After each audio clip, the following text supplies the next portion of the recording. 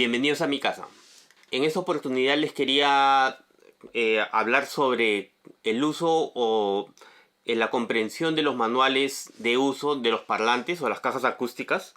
En esta oportunidad podemos ver, por ejemplo, los manuales de Genelec se pueden ver a través del internet. Uno puede entrar y ver cómo escoger el monitor adecuado. Y nos dice los modelos de los monitores. Y nos dice los metros en el que uno va a escuchar. Si uno ve este cuadro, ve que hay una zona que está en rojo que nos dice que esa zona no se debe de escuchar porque no tiene buena calidad. Y la zona verde, donde es el sonido directo o es donde es el punto dulce, donde se debe de escuchar. Hay una línea negra que separa entre el verde y el amarillo, que es lo que separa el sonido directo al sonido que ya viene coloreado con la habitación. En este caso de que se le llama coloreado con la habitación, normalmente le llaman el lado verde vendría a ser cercano, entre 1 metro y medio, y medio o algunos le llaman lejano, que ya viene coloreado, que viene a ser la parte amarilla. Cuando vemos en otros fabricantes, por ejemplo, en el caso de Wilson, podemos ver que en su manual también nos dice cómo o dónde escuchar el sonido de dónde colocar los parlantes y dónde colocarse uno. Y podemos ver de que empieza en 2 metros y medio y termina en 7 metros, ¿no? En este caso, más o menos si uno escoge más el centro, vendría a ser más o menos 3 metros a 5 metros. ¿No? Que vendría a ser el punto dulce para escuchar estos parlantes. No indica menos de 2 metros y medio. Eso quiere decir de que en el caso contrario de los monitores que estaban a 1 metro y a 1 metro y medio, en este caso nos indica que nos debemos de sentar de 2 metros y medio a 7 metros, ¿no? Que más o menos el punto dulce vendría a ser entre 3 a 5 metros. Y si vemos, por ejemplo, en la marca Focal, también nos indica lo mismo. Nos indica dónde nos debemos de sentar. Y aquí está. Por ejemplo, en este caso nos indica que nos debemos de sentar entre 2.5 metros a 3 metros, o de 3 metros a 4 metros, o de 4 a 5 metros. ¿Qué nos está diciendo aquí? Es de que en el caso de Focal y de Wilson, uno puede corregir el ángulo para que dé el punto exacto en donde uno debe estar sentado. Pero si uno pone atención, no hay un punto dulce menos de 2 metros y medio. No podemos escucharlo a 1 metro o a 1 metro y medio como sucede en los monitores. ¿Qué es lo que sucede? Que estos fabricantes han sido diseñados, estos parlantes, para escucharlo a cierto punto, que vendría a ser 2 metros y medio, o vendría a ser el punto dulce de 3 a 4 metros, ¿no? Esto tenemos que tener cuidado cuando adquirimos un parlante. Muchas veces, lamentablemente, no nos indica dónde debemos de ponerlo exactamente el parlante. Por ejemplo, en el caso de los parlantes Yamaha, son unos parlantes que, en el caso del NS1000, que no son centrados. Se podría decir, el woofer no está centrado en la misma línea con el medio y los agudos, el tweeter, sino que los bajos, los medios están hacia un lado y los agudos están hacia un lado también, pegados a un lado de la pared, ¿no? ¿Qué cosa es lo que sucede con esto? Que el mismo fabricante nos indica de que tiene que estar en el lado interno, no ponerlo en el lado externo.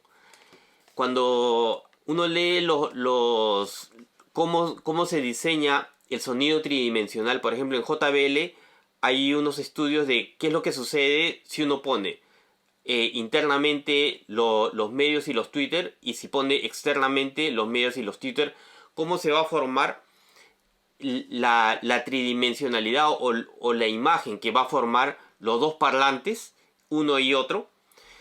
y por eso tenemos que tener cuidado en hacerle caso al ingeniero que diseñó los parlantes para ver cuál es el mejor punto para escucharlo.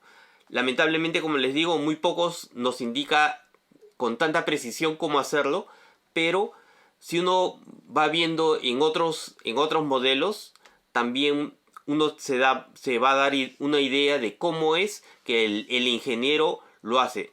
Lamentablemente, cuando uno ve el catálogo donde sale la foto del parlante, muchas veces cuando uno compra los bookshelf, se puede decir los parlantes pequeños, sale una foto donde está muy pegado a la pared y con el equipo al centro, ¿no? Como si fuese una foto dentro de una casa. Pero cuando uno va o uno ve los shows donde están demostrando los parlantes, el propio fabricante, nos damos cuenta de que ellos no lo colocan como sale en la foto. La posición donde ponen los parlantes está bien alejado de la pared de atrás, ¿no? Y el que lo va a escuchar tampoco está bien cerca, sino que está relativamente, según el fabricante, ya determinó cuál es el punto dulce para esos parlantes. Entonces uno tiene que ver que no es todo como uno piensa de que, bueno, lo ponemos aquí y lo ponemos a escuchar, sino que debemos de ver que siempre va a haber un punto donde se va a tener la mejor resolución, donde se va a escuchar mejor, pero hay algunos parámetros que, por ejemplo, como les comentaba en los videos pasados, cuánto es lo que debe tener hacia atrás el parlante, cuánto es lo que debe tener más o menos una relación entre parlante y parlante, y por qué. Si uno entiende cómo es que se mueve el sonido dentro de nuestra habitación, podremos entender qué es lo que sucede cuando tenemos un problema de sonido, de acústica. Qué es el problema y imaginarnos cuál podría ser la solución.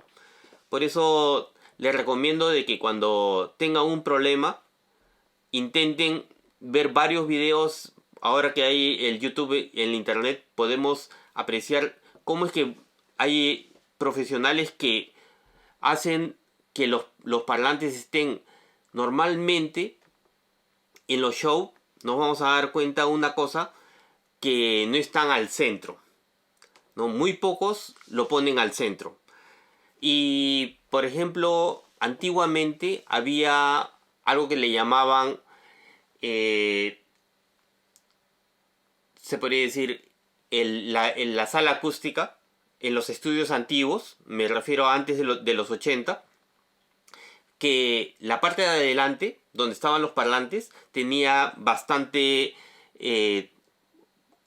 acústico, se podría decir, bastante absorbente de los reflejos, y la parte de atrás no tenía casi nada. Cuando uno ve cómo es los estudios, no nos indica de que nos tenemos que sentar al centro entre la habitación.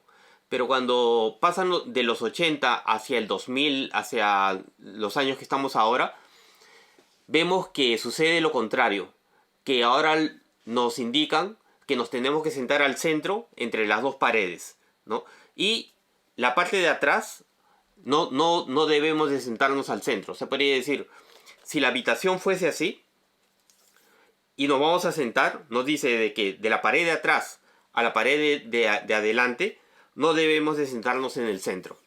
No debemos de buscar un sitio fuera de ese centro, porque hay ondas que se van a repetir y se van a acumular en el centro.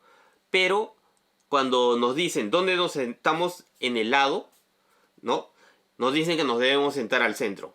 Que parece algo que no tiene lógica, pero en los estudios profesionales no existen los modos. Por eso que cuando nosotros queremos repetir el mismo proceso dentro de las casas, no sucede eso. Cuando nos sentamos al centro, nuestras dos paredes van a producir modos, y entonces se hacía antes de los 80 lo contrario. Se sentaban fuera del centro, en los dos lados. Fuera del centro, del lado, digamos, vertical o horizontal, como quieran verlo, siempre se sentaban fuera del centro.